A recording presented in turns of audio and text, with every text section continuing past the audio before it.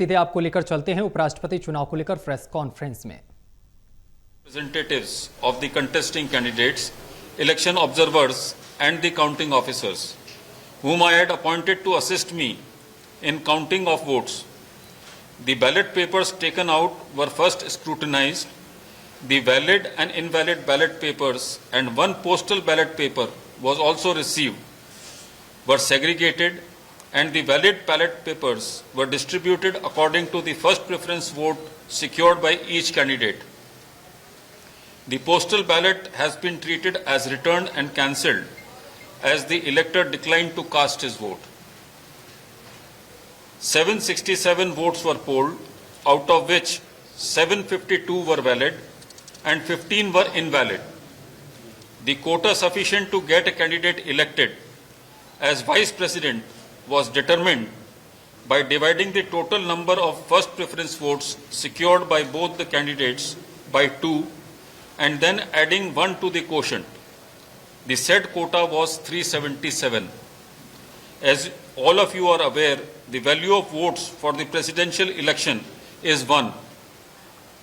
Shri Bucci Reddy Sudarshan Reddy has secured 300 first preference votes and Shri C.P. Radhakrishnan has secured 452 first preference votes.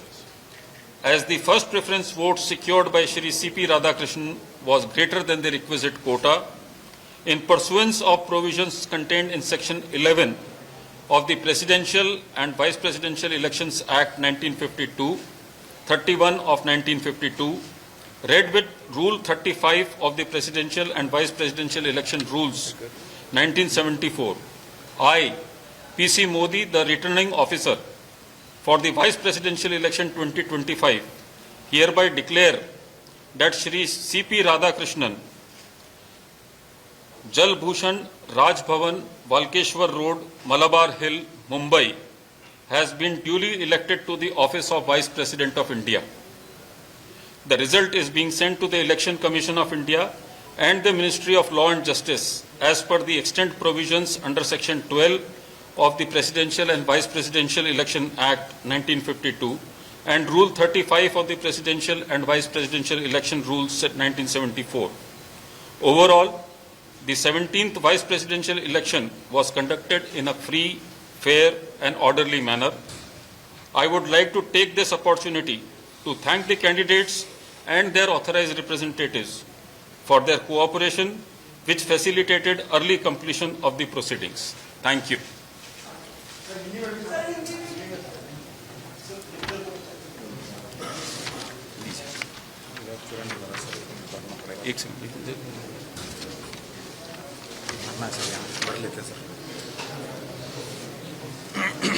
आप चाहते हैं पूरा पढ़ूं या सिर्फ भर लेते हैं सर, भर देते हैं।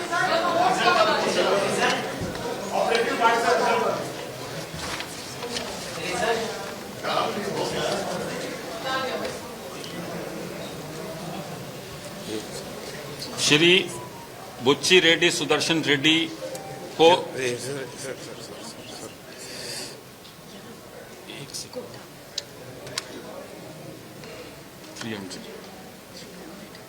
एक सेकेंड।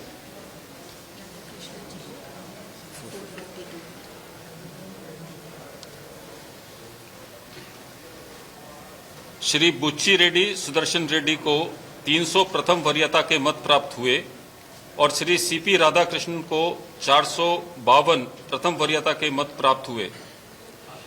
चूंकि श्री सीपी राधाकृष्णन को अपेक्षित कोटे से अधिक वरीयता के मत प्राप्त हुए, इसलिए राष्ट्रपतीय और उपराष्ट्रपतीय निर्वाचन नियम 1974 के नियम 35 के साथ पठित राष्ट्रपतीय और उपराष्ट्रपतीय निर्वाचन अधिनियम 1952 की धारा 11 के अंतर्विष्ट उपबंधों के अनुसरण में मैं पीसी मोदी उपराष्ट्रपतीय निर्वाचन 2025 के निर्वाचन अधिकारी एतद द्वारा घोषित करता हूं कि श्री सीपी राधाकृष्णन भारत के उपराष्ट्रपति के पद पर विधिवत निर्वाचित हुए हैं।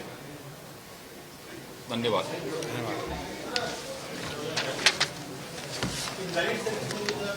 15 767 धन्यवाद। सर के पास ले आना।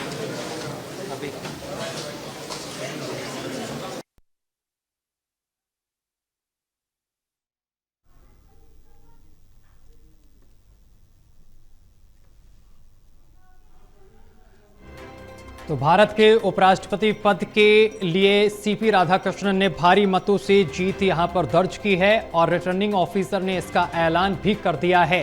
ये बड़ी जानकारी हम आप तक पहुंचा रहे हैं। सीपी राधाकृष्णन एनडीए की तरफ से उम्मीदवार हैं और जिन्होंने जीत दर्ज की है। ये बड़ी और अहम जानकारी हम आप तक पहुंचा रहे हैं। सीपी राधाकृष्णन को 452 वोट मिले हैं, जिसके बाद उन्होंने जीत दर्ज की है। और इसके साथ ही आपको बताते चले कि बी सुदर्शन रेड्डी को 300 के करीब वोट मिले हैं। और इधर अगर एनडीए के उम्मीदवार की बात की जाए सीपी राधाकृष्णन की, तो उनको 452 वोट मिले हैं।